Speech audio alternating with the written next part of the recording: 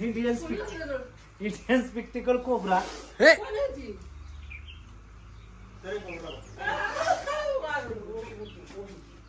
भीमा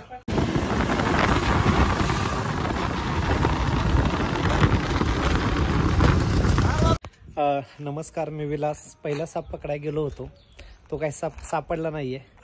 खरं तर ॲडव्होकेट भैया खरं तर जगताप यांच्या पुन्हा घरी साप निघाला। जस्ट घरी चालू होतो आणि तो काय साप भेटला नाही। पुन्हा एकदा कॉल आला की आमच्या इथे साप निघाला। बघू आता तो साप भेटतोय काय परत असाच व्हिडिओ।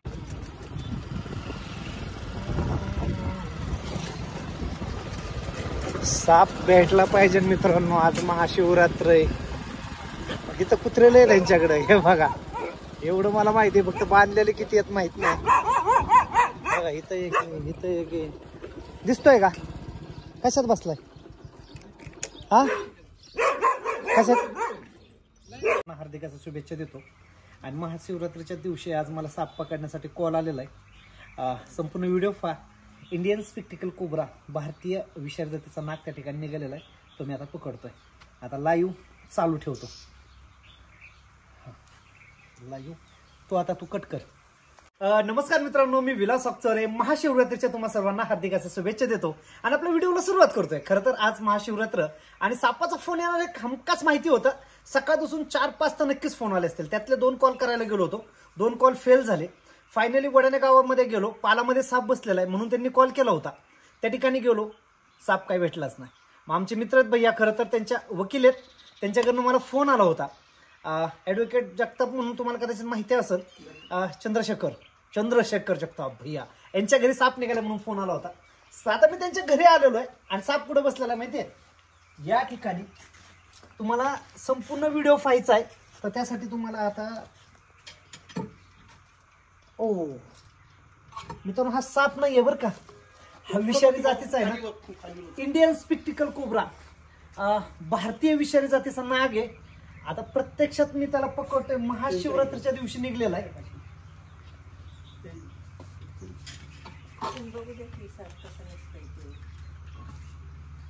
तिने कदाचित हे बघा, जवळून जर बघायचं झालं तर हा नाग कुठं बसलाय बघा, या ठिकाणी बसलेला आहे।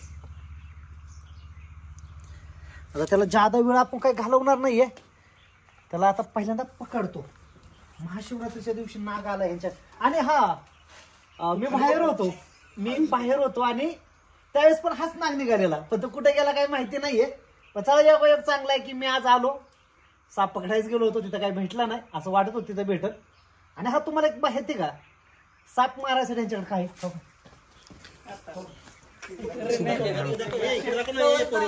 असे जनावर मारायचं, हे वस्तू बघा कशा आहेत। एवढ्या जनावर मारायचं, हे राहिनो ह्याच्यातून ती सापापेक्षा उचलून त्याला मारायचं म्हणलं तर वजन यायचं। पण असं पहिल्यांदा सापाला बघूया, नाही तर काय व्हायचं, साप जायचं पडून। बघा ही शस्त्र यांची। नागाला पहिल्यांदा पकडतो।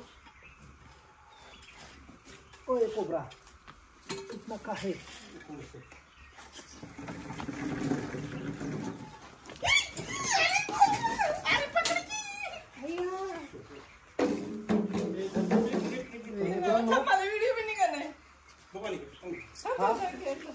हे भीमा, इंडियन स्पेक्टिकल कोब्रा। तू तिकडेच लक्ष दे।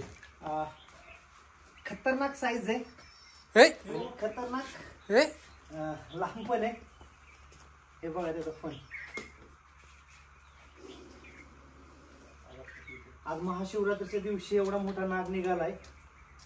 भीमा, आगाऊपणा कशाला करतो रे? पेट पडला तिकडे, नाही तर आपल्याकडे दुसरं औषध आहे लगेच। हे बरणी कुठे? मामा, त्या बरणीला उदबत्तीने ही पाड ना, बेळ। नाग आहे का नागी नाही? भीमा, नाग आहे का नागी नाही रे? मेले ना। तर पाहू शकता, एवढा मोठा नाग आज महाशिवरात्रीच्या दिवशी निघालेला आहे। खतरनाक साईज आहे, एकदम बिग साईज मध्ये। तर हा नाग आता आपण पकडलेला, ह्या नागाला तर सोडायला चाललोयच आपण। ह्या नागाची जात म्हणजे Indian spectacled cobra. Indian spectacled cobra. हे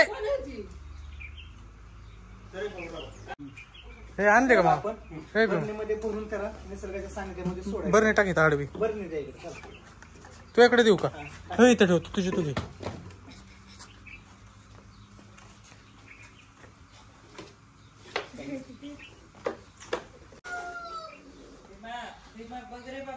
हाय, लक्ष आहे माझं.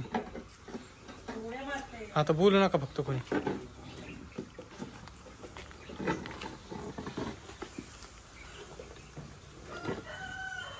तो पण दे बरं, तो पण पुढे.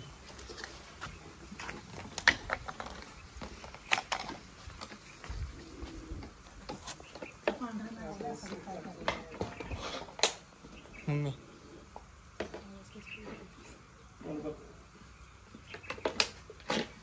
होलमधनं नाही बे मधात काढत त्यो.